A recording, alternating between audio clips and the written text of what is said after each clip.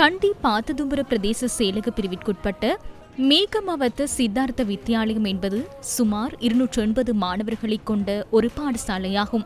முறையான நீர் விநியோக முறைமை இல்லாமையால் இந்த மாணவர்களும் ஆசிரியர்களும் பல வருடங்களாக பெரும் சிரமத்திற்கு முகம் கொடுத்து வந்தனர். பாடசாலை அதிபர் விடுத்த கோரிக்கைக்கு அமைய பாடசாலையின் நீர் பிரச்சினைக்கு தீர்வை வழங்குவதற்கு கம்மெத்த முன் வந்தது.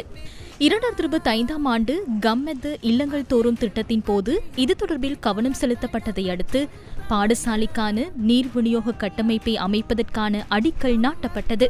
நாளை இந்த நீர் விநியோக கட்டமைப்பு மாணவர்களின் பயன்பாட்டிற்காக கையளிக்கப்பட உள்ளது. இந்த திட்டத்திற்கு கொழும்பு 7 சர்வதேச மகளிர் சங்கத்தின் தலைவி மற்றும் 2024-2025 செயற்குழுவினர் பிரதான பங்களிப்பை வழங்கியுள்ளனர்.